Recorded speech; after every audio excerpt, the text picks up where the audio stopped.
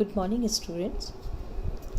आज हम crop combination analysis फसल संयोजन विश्लेषण चैप्टर को पढ़ेंगे।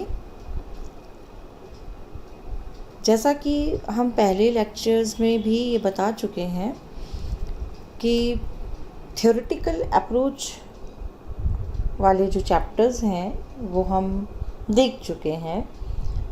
अब हम जो विश्लेषण हैं, जो एनालिटिकल हैं, उन चैप्टर्स को हम अब पढ़ेंगे, क्योंकि दो पार्ट हैं इसके। एक तो अप्लाइड एस्पेक्ट है और एक थ्योरेटिकल एस्पेक्ट है। थ्योरेटिकल एस्पेक्ट्स पर हम डिस्कस कर चुके हैं। अप्लाइड एस्पेक्ट्स जो हैं उनके अंतर्गत फसल संयोजन क्रॉप कॉम्बिनेशन चैप्टर बहुत ही इम्पॉर्टेंट है। क्रॉप कॉम्बिनेशन का मतलब है कि हम किन फसलों का संयोजन करें जो उसकी भूमि के लिए, उत्पादकता के लिए, उर्वरता के लिए महत्वपूर्ण हो। फसलों का जो संयोजन है, क्रॉप कॉम्बिनेशन है, वो कृषि के अंदर प्रादेशिकरण का महत्वपूर्ण आधार माना जा सकता है। अगर हमें कृषि में रीजनलाइजेशन करना है तो उसके लिए क्रॉप कॉम्बिनेशन एक महत्वपूर्ण आधार है।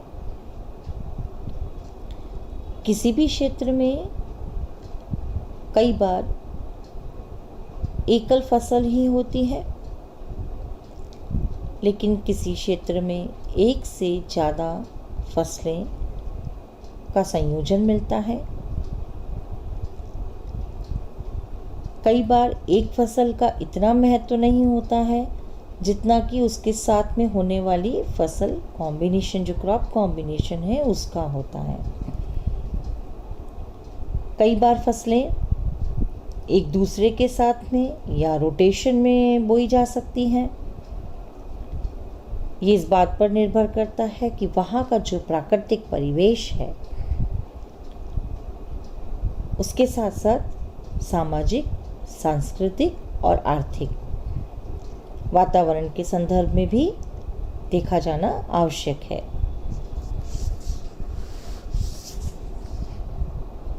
फसलों के संयोजन, कॉम्बिनेशन का अध्ययन भूमि उपयोग की दृष्टि से बहुत महत्वपूर्ण है। इसमें वेरिएबल्स को मान करके फसलों की वरीयता को माना गया है।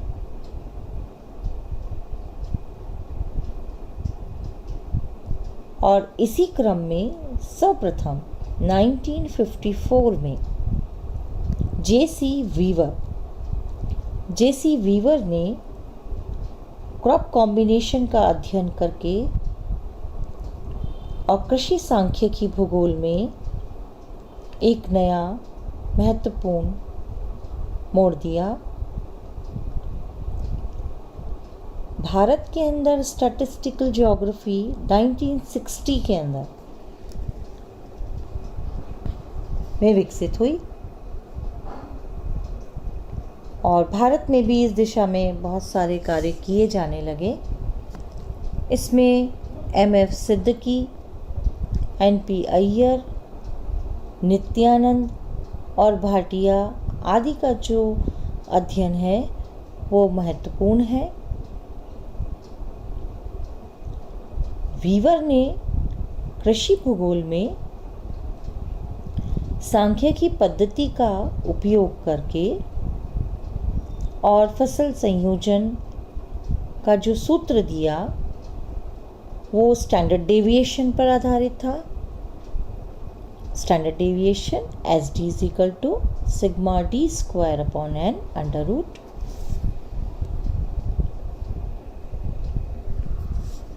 के अंतर्गत आता है। SD = sigma d² /n। ये इसका फॉर्मूला था जो वीवर ने दिया था क्रॉप कॉम्बिनेशन निकालने के लिए।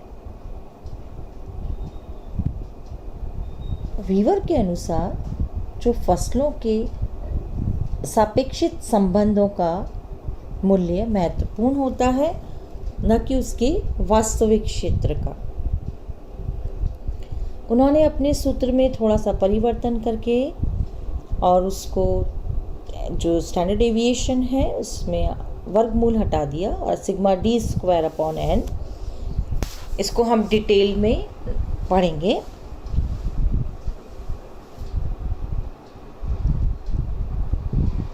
इन्होंने माना कि जब हम मोनोक्रॉप लेते हैं, जब एक फसल होती है तो वह 100% एरिया पर होती है और 100% of the total harvested area का है। तो एक फसल जो मोनोक्रॉप है उसका जो एरिया होता है हार्वेस्टेड एरिया 100%। जब हम 2 क्रॉप कॉम्बिनेशन करते हैं, जब 2 फसलें उगाई जा रही हैं, तो 50% ईच ऑफ द क्रॉप, 50-50% दोनों फसलों में बट जाता है। जब हम 3 फसल लेते हैं, जब 3 क्रॉप कॉम्बिनेशन लेते हैं, तो वही हार्वेस्टेड एरिया उन 3 फसलों में बराबर भाग में बट जाता है 33.3% ईच ऑफ 3 क्रॉप्स। इसी प्रकार जब हम 4 फसल लेते हैं, 4 क्रॉप कॉम्बिनेशन लेते हैं, तो 25% इन ईच ऑफ 4 क्रॉप्स। इसी प्रकार 5 फसल अगर लेते हैं, 5 क्रॉप कॉम्बिनेशन ले रहे हैं, तो 20% इन ईच ऑफ 5 क्रॉप्स के अंदर बट जाता है। और अगर 10 फसलें उस क्षेत्र में बोई जा रही हैं, तो प्रत्येक के अंतर्गत 10% क्षेत्र माना जाता है। ये एक हाइपोथेटिकल वैल्यू है और इस आधार पर जब कार्य किया गया तो राजस्थान में जो फसल संयोजन के प्रकार निकले उसके अंतर्गत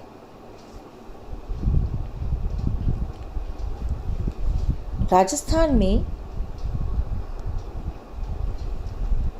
जो फसल संयोजन का प्रकार है वो एक फसल प्रदेश या तो बाजरा है, ज्वार है, 2 फसल है, 3 फसल प्रदेश भी हैं और 4 फसल प्रदेश हैं।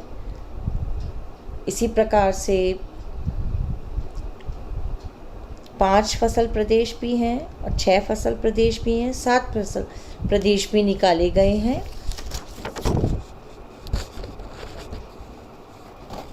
जिसमें मोनोक्रॉप रीजन्स के अंतर्गत जो एसोसिएशन पाया जाता है वो 1 पाया जाता है, 2 क्रॉप में 2 पाया जाता है, 3 जो क्रॉप रीजन्स हैं उसमें 6 एसोसिएशन पाया जाता है, 4 क्रॉप रीजन्स में ये एसोसिएशन 15 है, 5 क्रॉप रीजन्स के अंदर ये 20 एसोसिएशन पर पाया जाता है, 6 में ये 12 पाया जाता है और 7 क्रॉप रीजन्स के अंतर्गत ये एसोसिएशन 2 पाया जाता है।